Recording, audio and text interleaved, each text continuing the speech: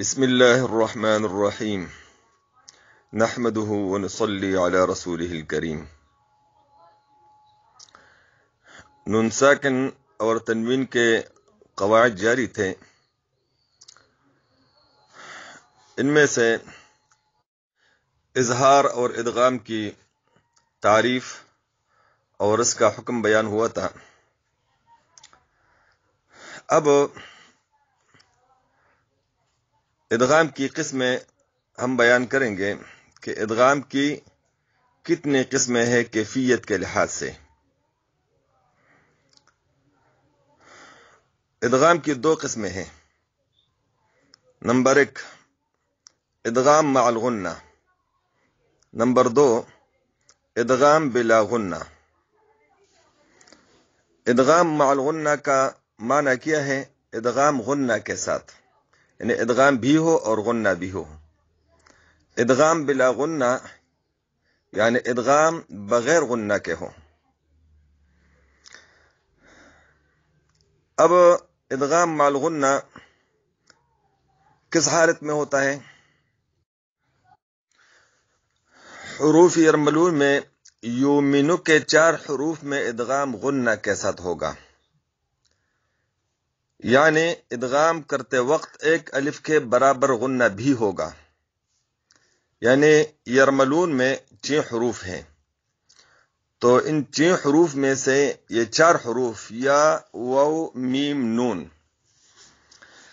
اس کو الگ کریں، اس کا مجموعہ یومنو بنتا ہے، یومنو یا واو میم نون۔ تو جب نون ساکن اور تنوین کے بعد یومنو کے 4 حروف میں سے کوئی بھی حرف آئے تو وہاں ادغام غنہ کے ساتھ ہوگا اور ایک الف کے برابر غنہ ہوگا۔ اب نمبر 2 ادغام بلا غنہ، یعنی ادغام غنہ کے بغیر۔ ادغام بلا غنہ اس کو کہتے ہیں کہ جب نون ساکن اور تنوین کے بعد لام اور را میں سے کوئی بھی حرف آئے تو وہاں ادغام ہوگا لیکن غنہ کے بغیر ہوگا، کیونکہ یرملون میں یومنو کے 4 حروف میں ادغام غنہ کے ساتھ ہوا اور بقیہ رہ گئے لام اور را، تو لام اور را میں جب بھی ادغام ہوگا تو غنہ کے بغیر ہوگا۔ اب ترتیب وار ان کی مثالیں آپ سماعت فرما لیں۔ یومنو میں ادغام مع الغنہ، نون ساکن کی مثالیں میں بیان کروں گا۔ من يعمل من ورائهم من ملجأ ان نقول۔ اب آپ غور فرما رہے تو من یعمل میں اصل میں کس طرح تھا؟ من یعملو، جب ہم نے دونوں کا وصل کیا تو نون ساکن کا ادغام ہم نے یا میں کیا اور یا جو ہے یومنو حروف میں سے ہے، تو یہاں ہم نے ادغام بھی کیا اور ساتھ ہی غنہ بھی کے ایک الف کے برابر، من یعملو۔ اسی طرح من ورائہم، تو اصل میں کس طرح تھا؟ من ورائہم، جب ہم نے اکٹھا پڑھا تو یہاں نون ساکن کا ادغام ہم نے وہ میں کیا، وہ بھی حروف یومنو میں سے ہیں، تو یہاں بھی ہم نے ادغام بھی کیا اور ساتھ ایک الف کے برابر غنہ بھی کیا، من ورائہم۔ اور یہی صورتحال من ملجأ اور ان نقول کہ من ملجأ میں نون کا ادغام میم میں ہوا، تو من ملجأ کی بجائے ہم نے پڑھا من ملجأ، دیکھو ادغام بھی ہم نے کیا اور ساتھ ہی ایک الف کے برابر غنہ بھی کیا۔ اسی طرح ان نقول نون کا ادغام نون میں ہوا اور یہی ادغام کے ساتھ ساتھ غنہ بھی ہو گیا ایک الف کے برابر۔ اچھا جی، اب تنوین کی مثالیں، یہ تو نون ساکن کی مثالیں یومنو حروف میں جو ادغام ہوا تھا وہ ہم نے بیان کر دیے. اب تنوین کی مثال ہے کہ جہاں تنوین مدغم ہوا ہے حروف یومنو میں یعنی یا و میم نون میں، تو تنوین کی مثال آپ سماعت فرما لیں.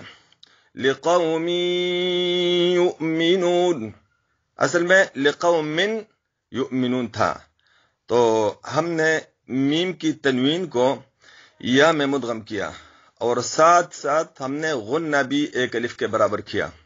لقوم یؤمنون ہدی ورحمہ، ہدی ورحمہ، یہاں دال کی تنوین ہم نے مدغم کیا واو میں. ہدی من ربہم حطۃ نغفر لکم، تو اسی طرح اگر آپ غور فرما لیں تو ہدی من ربہم میں دال کی تنوین کا ادغام میم میں ہوا، اور اسی طرح حطۃ نغفر لکم میں تا کی تنوین کا ادغام نون میں ہوا. تو یہی مثال ہے تنوین کی جب اس کا ادغام حروف یرملون میں سے یومنو کے 4 حروف میں ہوتا ہے تو یہ بھی ادغام غنہ کے ساتھ ہوتا ہے، اور اس غنہ کی مقدار بھی 1 الف کے برابر ہے. اب میں ادغام بلا غنہ کی مثال لام اور را میں بیان کروں گا کہ لام اور را میں ادغام کس طرح ہوتا ہے. پہلے نون ساکن کی مثالیں. یبین لنا من ربہم، ان 2 مثالوں میں آپ غور فرما لے تو یبین لنا اصل میں کس طرح تھا، یبین لنا، تو یہاں جب ہم نے وصل کیا تو نون ساکن کا ادغام کیا لام میں، لیکن یہ ادغام غنہ کے بغیر ہوا، یعنی اس میں غنہ نہیں ہوا.